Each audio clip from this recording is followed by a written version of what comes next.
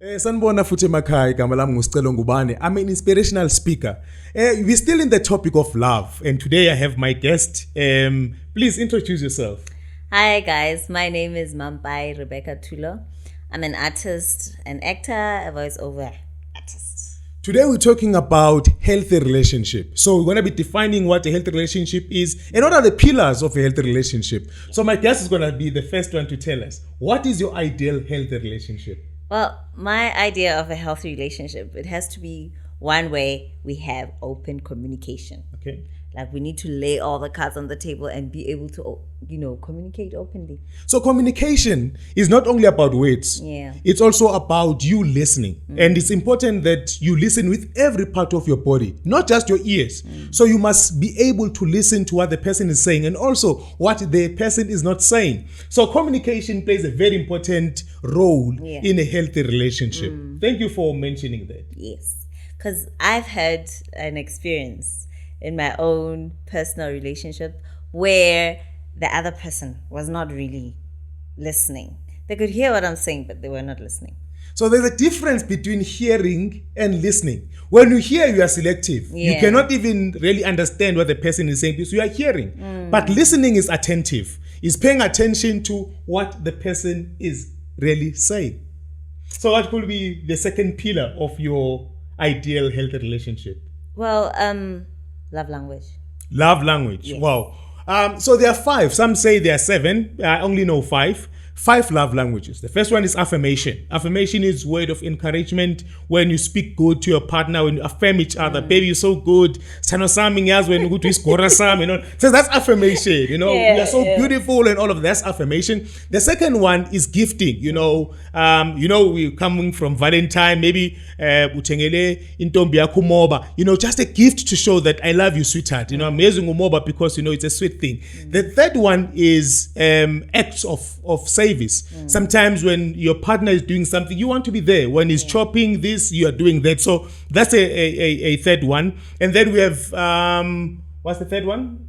You said acts of service. It's acts of service. You said time. Yes. So quality time is also a love language where you say, can we just spend time together so that I can be with you? So the quality of the time that we're spending together. So that's another love language. And the last one, I think this one that we're missing is touch. So the touch, others say it's affection. So I must also emphasize that sex is not included in affection, right? Yeah. Because people say, so does affection also include sex? And all that. No, sex is different.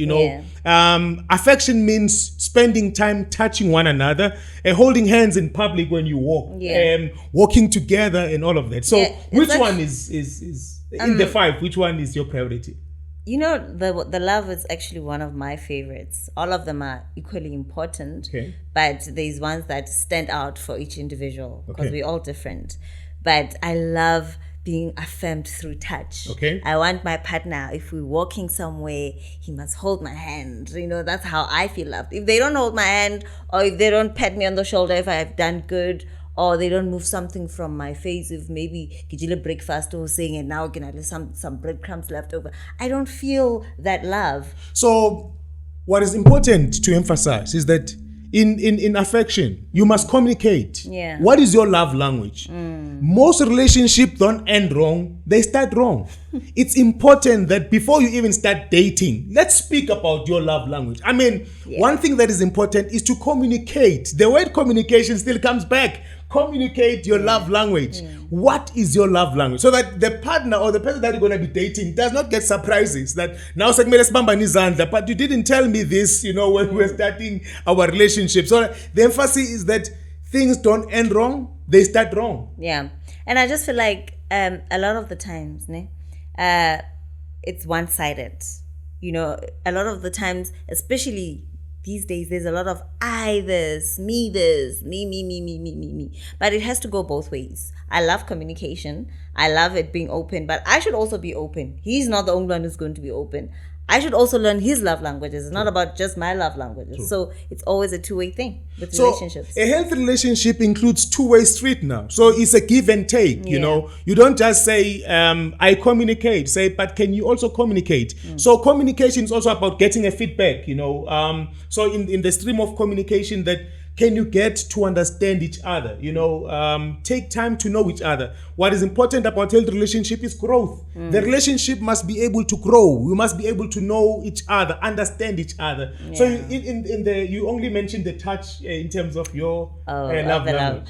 I also am someone who values someone who spends time with me. So I would like my partner to be able to make time for me. If you don't make time for me, I guarantee it's going to be broken. So you can tell with my guest here that a distant relationship will be a problem. It's a no. So these are some of these things are important in a healthy relationship to know that if you are planning a healthy relationship, you know this person wants to be touched. He wants you to spend quality time with her. So before you even commit in a relationship, you already know what is it that this partner of mine is expecting. As for me, I'm a motivational speaker. I'm an inspirational speaker, like I said. So words of encouragement for me are at top of my list. So once my wife says to me, I know you're handsome, I know you are intelligent, because now I feel like she's affirming me. So a healthy relationship for me includes affirmation. Okay. So in the spectrum of relationships and what it means to have a healthy relationship, let's speak now about what makes the relationship to grow. I think consistency. Okay. It's important in a relationship to keep maintaining those things. You see what hlolas us. I'm going to say hlolas. That's a difficult and a challenging thing for most of us is maintaining that. Okay. Maintaining it throughout the relationship. You can't say, okay, because I did it at the beginning of the relationship when things were still nice, I'm going to stay in that comfortable position. You need to keep watering it. Keep watering that flower. Keep watering it so that it blooms and blooms over time. And we change, like it. Okay. After some years, my love language won't be this anymore. I want something else. So you speak a different language. Okay. Yeah, you need to grow with your partner and understand how they have evolved. So it's important to understand at what level your partner is. Because remember, in a relationship, you're not alone. Yeah. So you must also communicate your change and your transformation and saying, this is what I expect from you. But what she also emphasized is, look what you water. Many relationships think that for you to have a healthy relationship, you must not have arguments. Yeah. Arguments are healthy in a relationship. You must not be afraid to argue and be different. Yeah. The reason you are in a relationship, you are not in a choir. You are not in a space where you must always say the same things and agree every time. Sometimes you have to disagree, and disagreements are also a sign of a healthy relationship. Definitely. People are afraid to have conflicts in a relationship because they feel like, hey, I don't want to start drama. And I've personally seen this with a lot of men say, hey, I don't want drama. But it's good to bring up the conflict so that you can bring out the solution. You won't know there's a solution that's needed unless you bring up the conflict. So it's important. Thanks for raising that you might be saying you're avoiding drama. But that drama might also make the relationship to be more healthier. Because after that drama, you know what to avoid. What is it that your partner really does not like? And because this is life, now we're sitting, we're talking. But you are there at home and thinking, and all of this. So what you need to understand is this is process, it's not an event. Yeah. So for a healthy relationship, you need to start like last time we spoke about you having a healthy relationship with yourself. So what you now talking about is having a relationship with somebody else. So you must always understand that people are human beings. They're not always stagnant. They're not robots that when they are standing here, they're going to stand forever. So they can transform and they can change. So lastly, what would you say about advising people about their relationship in your last words? Well, I'm not one to advise people because we all have challenges in our relationships. But based on my own personal experiences, I would say that allow yourself to get to know yourself before you even enter into a relationship. The other person is not there to try to complete you. You should come in as a whole person, and then you guys become two whole people. You're not there to complete each other. So work on yourself even before entering into a relationship. Even after entering into a relationship, continue to work on yourself so that you can be better for the other person. So be the person that the person you're looking for is looking for. Oh, I love that. So it's important that you become the person that the person is looking for. So I like that. And also to say, ask yourself a question. Would you date yourself? If the answer is no, why must you put people in trouble? As we working towards ourselves and having healthy relationship, let's remember that relationship is not about us fighting physically. It's not about us, throwing things to each other. A healthy relationship is about you understanding your barriers. I want you to maybe say, what would be your deal breaker?